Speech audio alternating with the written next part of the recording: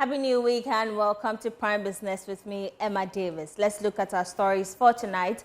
The Bank of Ghana has indicated that it is forced to keep the policy rate at 29% because of global economic uncertainties and slow pace of inflation. George Uafe was at the press conference earlier today and has the rest of the story.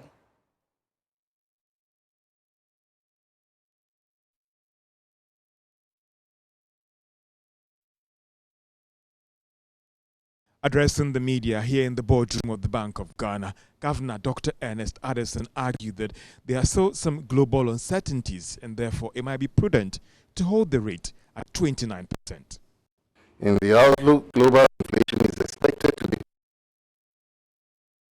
facing geopolitical tensions and potential supply constraints associated with developments in the Red Sea could pose some major risks in the outlook.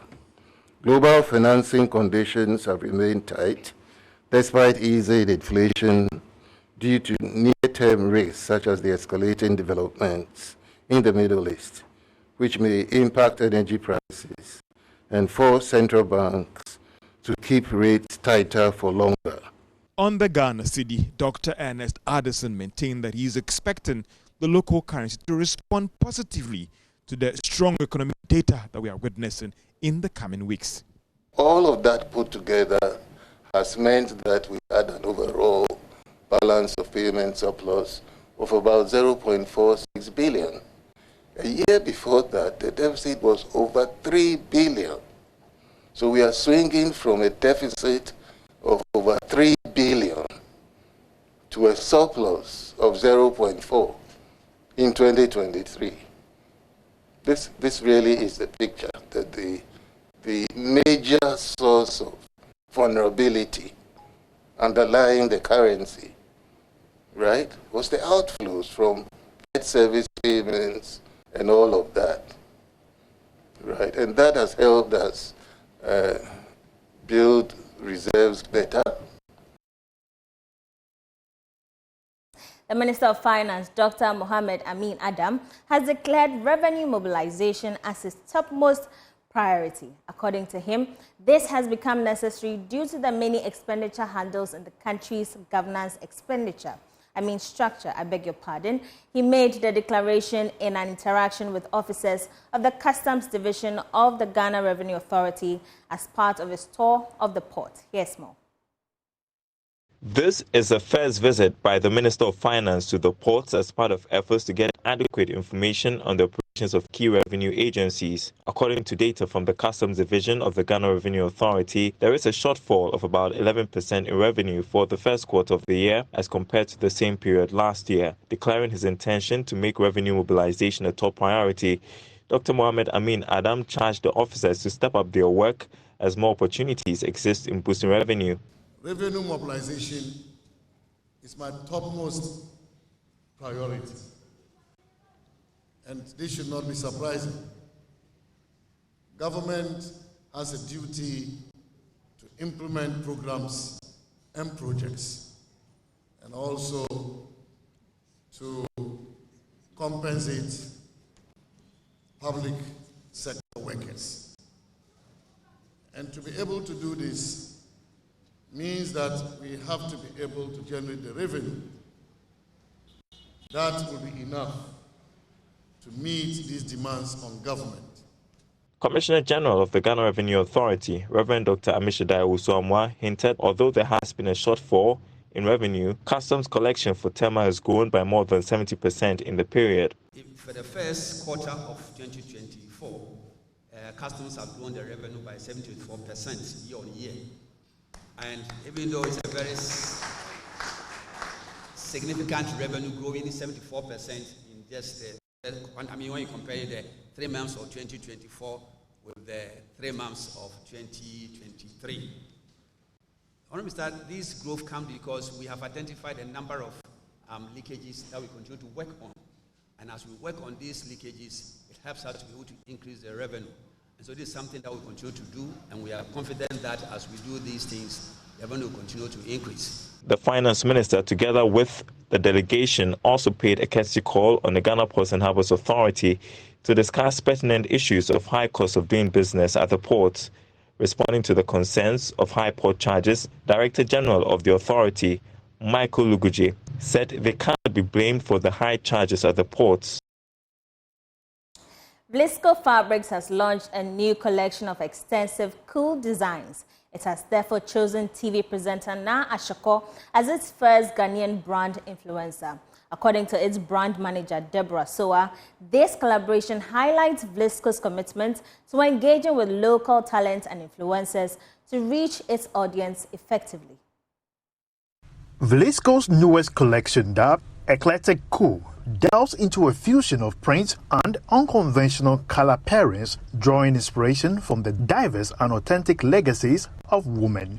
In an interview with Joy Business, Blisco's brand manager, Deborah Soa, highlights how the collection offers customers a distinct design coupled with the strategic selection of a brand influencer. Our new collection is themed Eclectic Cool and is a fusion of both geometrical and floral colors. So we have a lot of designs and a lot of colors in that. I think more than 20. So you can visit the shop at any time and get your exclusive design. Over the years, we have engaged a lot of ambassadors, all Ghanaian, and this time we've decided to go for a Ghanaian influencer because of the kind of person she is. We feel she's authentic, she resonates well with the brand, and she can engage our audience. So that's the reason why we decided to choose. I think her story is just inspiring as a person.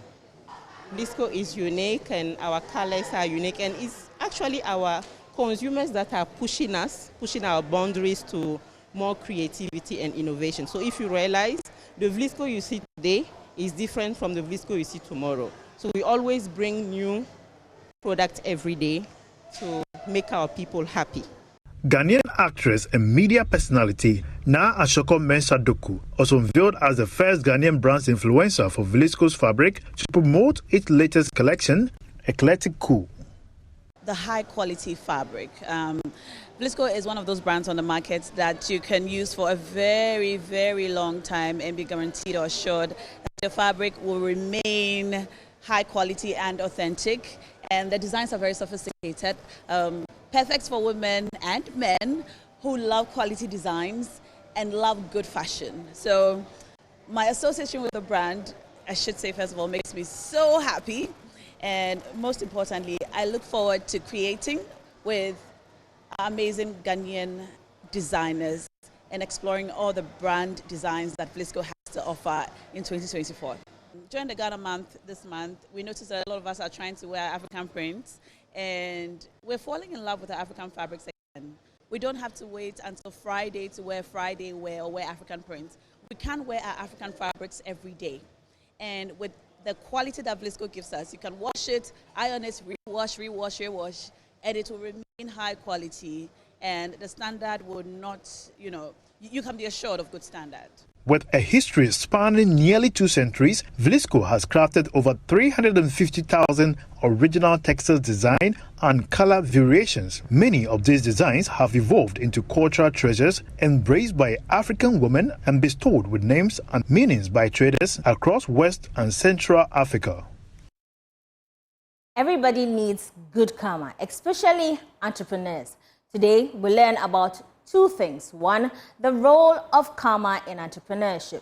2, how the Entrepreneur in You initiative is bringing this concept to life. And 3, how you can get involved. Dr. Maxwell Ampon explains further.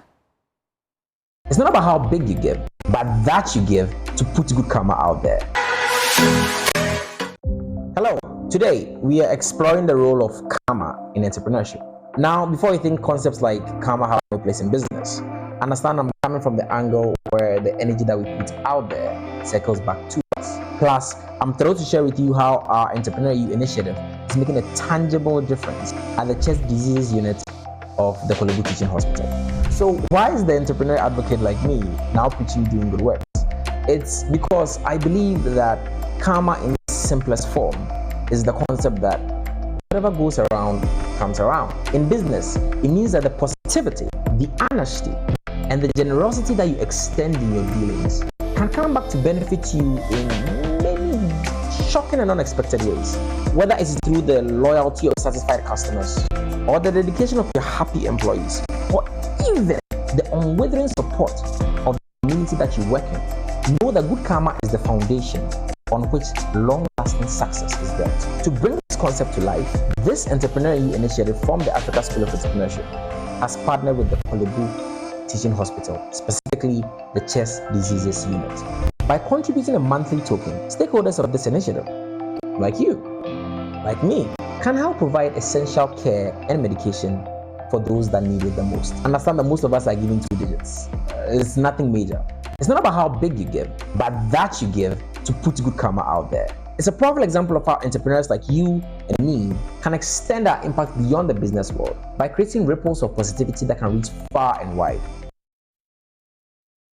Catch the Entrepreneur in New series Mondays and Thursdays on the Joy News channel at the same time, and radio on the Joy Business Report at 1 p.m. every Thursday. Also on all our social media handles.